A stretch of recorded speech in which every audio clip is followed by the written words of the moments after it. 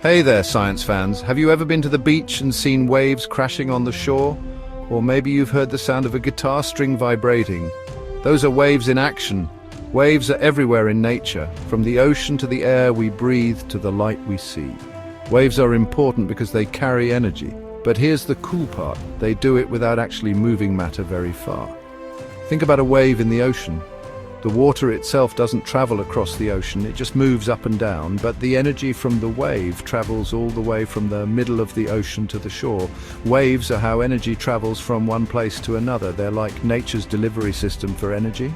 In this journey, we're going to dive into the fascinating world of waves and explore their amazing properties. So what exactly is a wave? Simply put, a wave is a disturbance that travels through space and time, carrying energy without transferring matter.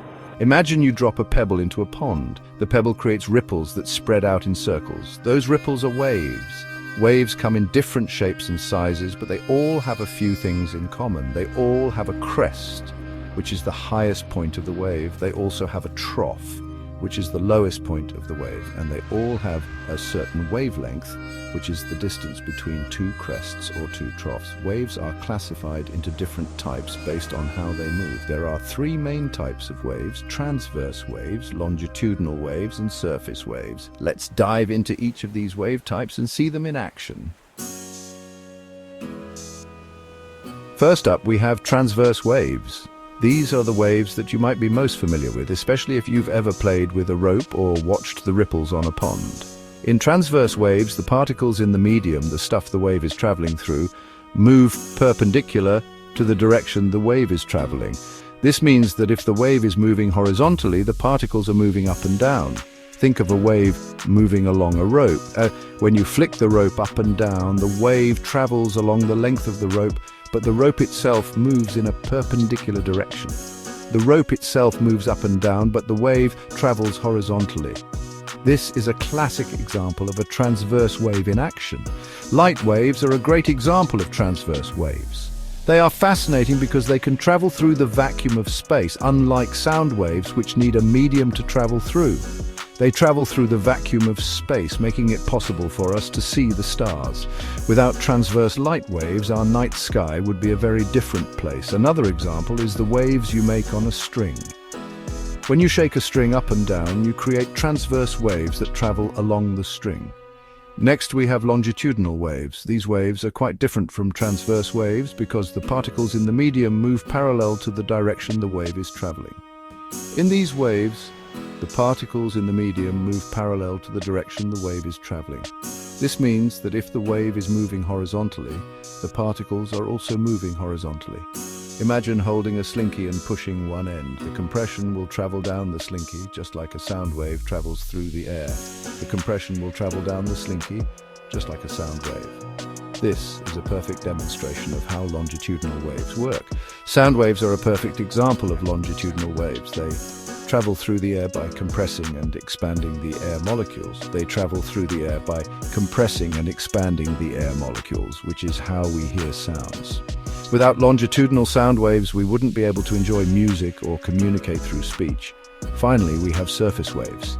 These waves are a little different because they travel along the boundary between two different media, such as water and air. These waves are a little different because they travel along the boundary between two different media.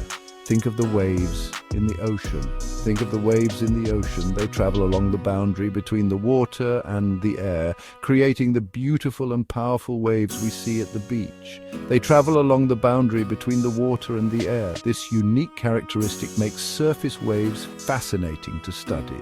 Surface waves are interesting because they have characteristics of both transverse and longitudinal waves. The water particles move in circles, combining both up and down and back and forth motions. The water particles move in circles, combining both up and down and back and forth motions. This complex motion is what gives surface waves their unique and mesmerizing appearance. Section 4. Decoding the language of waves: amplitude, wavelength, frequency and speed. Now that we know the different types of waves, let's talk about their properties. Understanding these properties is crucial for grasping how waves interact with the world around us. These properties help us describe and understand how waves behave. First, we have amplitude. Amplitude is a fundamental characteristic that tells us a lot about the energy of a wave. Amplitude is the height of a wave from its resting point. This resting point is often referred to as the equilibrium position. Think of it as the wave's strength or intensity. The higher the amplitude, the more powerful the wave. A taller wave carries more energy than a shorter wave. This is why large ocean waves can be so destructive. For example, a loud sound has a higher amplitude than a quiet sound. The same principle applies to light waves, where brighter light has a higher amplitude. Next, we have wavelength. We've already touched on this one, but it's the distance between two corresponding points on a wave, like from crest to crest. This distance can tell us a lot about the wave's properties. Wavelength determines the wave's pitch or color. In sound waves, a shorter wavelength means a higher pitch, while in light waves it determines the color we perceive. For example, red light has a longer wavelength than blue light. This is why red light appears at one end of the visible spectrum and blue light at the other. Then we have frequency. Frequency is how many waves pass a point in a certain amount of time.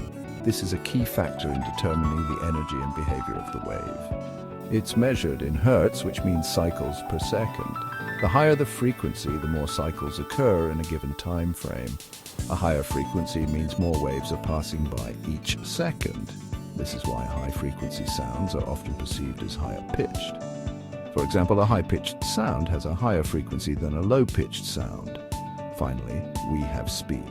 Speed is how fast a wave travels. This can vary greatly depending on the type of wave and the medium it is moving through. It depends on the type of wave and the medium it's traveling through. For instance, sound waves travel faster in water than in air, but light waves travel fastest in a vacuum. For example, light waves travel much faster than sound waves. This is why we see lightning before we hear thunder. Understanding these properties allows us to harness the power of waves in technology, communication, and various scientific applications. Section 5. Waves in action. From tsunami warnings to tuning your radio. Waves are an integral part of our world, influencing everything from natural disasters to the music we enjoy. In this section, we'll explore the fascinating ways waves impact our daily lives and the technology we rely on. Waves are not just fascinating to study, they're also incredibly useful in our everyday lives. Whether it's the sound of a loved one's voice over the phone, the music streaming through our headphones, or the crucial information delivered via emergency broadcasts, waves are at the heart of it all. From transmitting information to providing entertainment, waves play a crucial role in our modern world. They enable us to communicate across vast distances, share knowledge instantly, and enjoy a wide array of media content. One life-saving application of waves is in tsunami warnings. These warnings are critical for the safety of coastal communities, providing them with the precious time needed to evacuate and seek higher ground. Scientists use instruments to detect underwater earthquakes, which can generate massive waves called tsunamis. These instruments placed on the ocean floor monitor seismic activity and help predict the potential for a tsunami. By tracking the speed and size of these waves, they can issue timely warnings to coastal areas, giving people time to evacuate to higher ground. This early warning system has saved countless lives and continues to be a vital tool in disaster preparedness. Speaking of sound waves, did you know that music relies entirely on waves? Every note played by a musician, every beat of a drum, and every melody we hear is a result of sound waves traveling through the air. When you pluck a guitar string or hit a drum, you create vibrations that travel through the air as sound waves. These vibrations are what make the beautiful sounds we associate with music. These waves reach our ears and our brains interpret them as music. Pretty cool, huh? It's amazing to think that the simple act of creating vibrations can lead to such complex and enjoyable experiences. Ever wondered how radios work? Radios are a perfect example of how waves can be used to transmit information over long distances. It's all thanks to radio waves.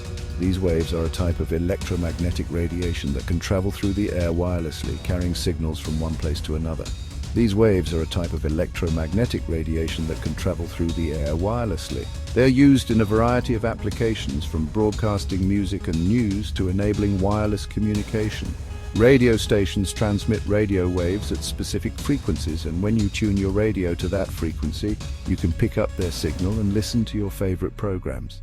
This technology has been around for over a century and continues to be a reliable source of information and entertainment. These are just a few examples of how waves are used in real life. The applications of waves are vast and varied, touching nearly every aspect of our daily lives. From medical imaging to telecommunications, waves are essential to many aspects of modern technology. They help doctors diagnose and treat patients, enable us to communicate with loved ones across the globe, and provide us with endless entertainment options. Waves truly are a remarkable and indispensable part of our world.